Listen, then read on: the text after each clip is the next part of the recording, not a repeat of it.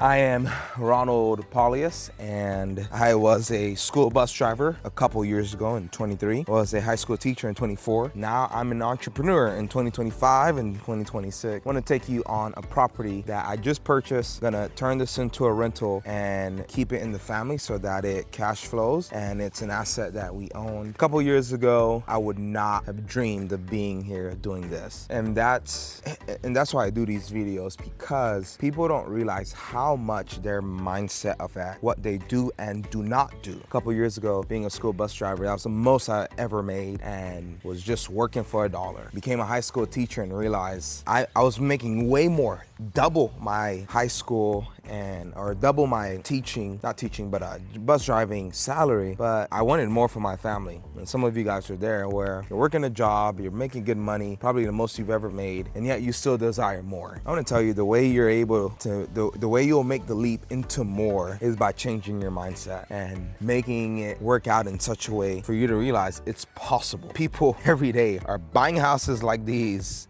and owning rentals and making it happen. I want to walk you through this. I'm gonna have my assistant put before and after pictures and B-roll and all that, just so you can see how much of a difference this place so far has been made in. So super excited about this one. I'm gonna do a walkthrough and gonna change it to where it's horizontal. The amazing thing about this project is my comp is right across the street. That one sold in, I think it was 24 or late or early 25, one of those. It sold for $195,000. They kept the garage. I'm converting mine, but it's basically the same square footage. And so, as you can see, I'm making mine white, just like that one, because it sold for $195,000. And when you're looking for what a house could be worth once it's all said and done, people tend to forget they have to match the quality of the renovation that got the price that you're looking and aiming to try to get. So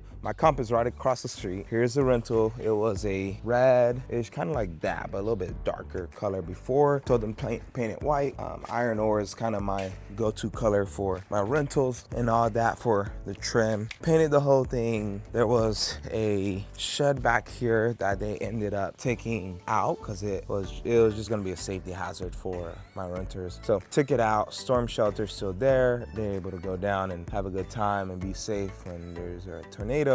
Brand new HVAC. People don't consider HVAC systems. This is gonna cost me it has costed me $9,400 because I had to get a whole new condenser. The condenser was super old. The furnace was old. Now the thing is, the furnace was working, but cheap landlords try to save as many dollars as they can. On the other hand, what I end up doing, my philosophy is, this is the best time to change any major system. As you can see, this water heater is so good, but look at that, that's brand new. That is brand new.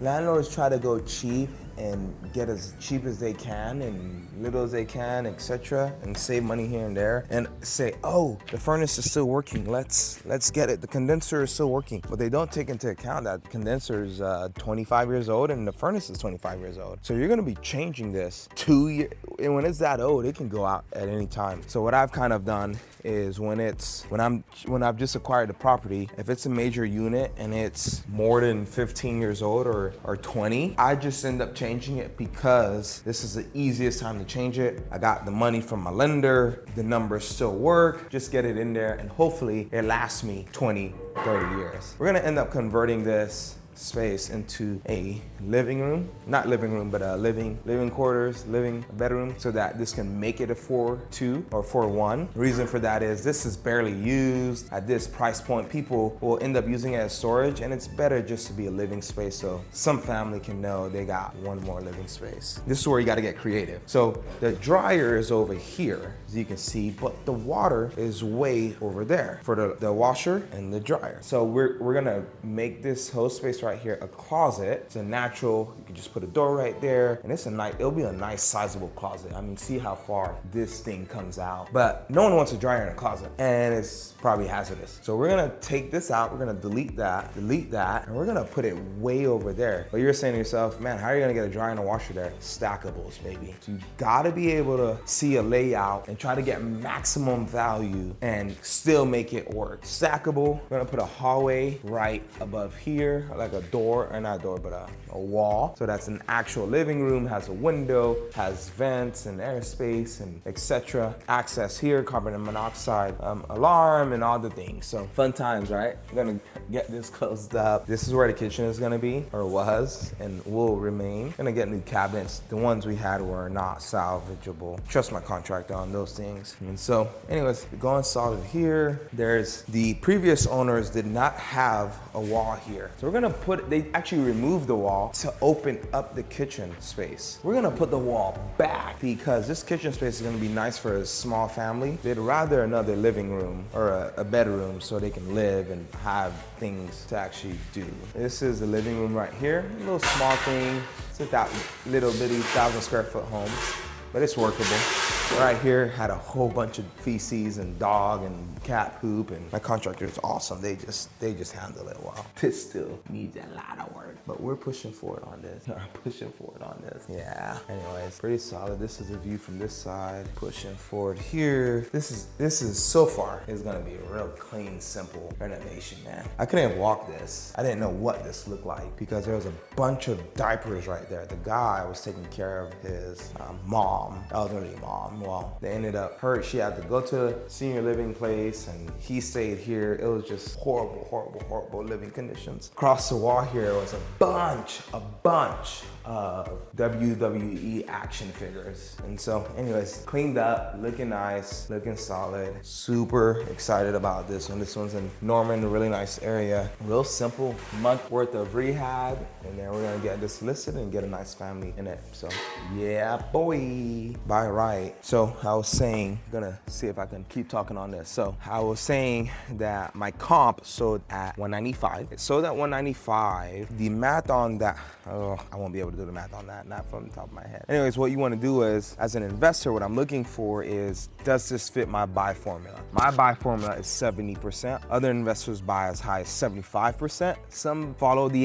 80% formula. That's where, I mean, they got money, they can let it sit, they're a little bit more aggressive. So 70% of ARV. So 70% times ARV, so 70% times 195 minus rehab. Rehab on this probably gonna be a nice $35,000. And so you subtract, and the reason is labor cost is about, I think, 19, and then material is about 80% of labor costs sometimes. And so it'd probably be around 40, maybe even. You subtract that from the ARV number you got. My assistant could even add all these numbers. So 70% times 195 minus 40K rehab minus purchase price, which I purchased this for $50,000 when it was all said and done, because I had to give basically a cash for key situation. Guy was living here, but his mom owned it. Bought it from the mom, gave him 500 bucks. So I think it evened out at about 50,000. So I'll be all in at 90, maybe even 90, just say 100. I'll be all in at 100. When I go refinance, my lender will say, okay, we will give you 75% cash out refinance of ARV,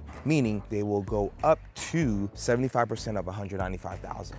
And that, what happens then is they pay off the lender, which is my hard money lender that I got, pay him off, and then whatever is left is for me to pocket. It's debt, so it's not taxable income, as my trusted CPA would say. And so I can use that to acquire another rental property, fix and flip property, or I could just live on it because it's mine. What will happen is my renter will pay the debt down. So they'd be paying the mortgage for me. I'd be getting a little bit of cash flow, but that cash will be going towards expenses and potential, damages for the future. So I'll be building up my war chest, is what I call it. And then I walk away with maybe 100, 200 bucks. And you're saying, man, you quit your bus job and your high school job for 200 bucks? Yes, because if I get 10 of these, you can imagine that's several thousand, or that's, what is that? About $1,000. If I get 30, it's 3,000 bucks. And you're like, dude, how long will it take you? This is what you're missing. Mindset. Leverage is king. And what I'm doing is I'm leveraging other people's money. I got no money in this. $0 of mine are in this. Not $0 are in this, $0 of mine. I'm leveraging other people's money. I'm acquiring an asset. Other people are paying off my debt. Robert Kiyosaki says this: What is the difference between good debt and bad debt is this. Bad debt is that you pay off with your own blood, sweat, and tears. Good debt is that other people pay off for you with their blood, sweat, and tears. And so what I'm doing is I'm allowing other people to pay off a debt. I'm bringing value to them. It's a livable space. It's a nice space. And in the future, I could refinance this and get several $1,000s more and just rinse and repeat. The mindset that has changed is you can just do things. And I'm building all of this brick by brick.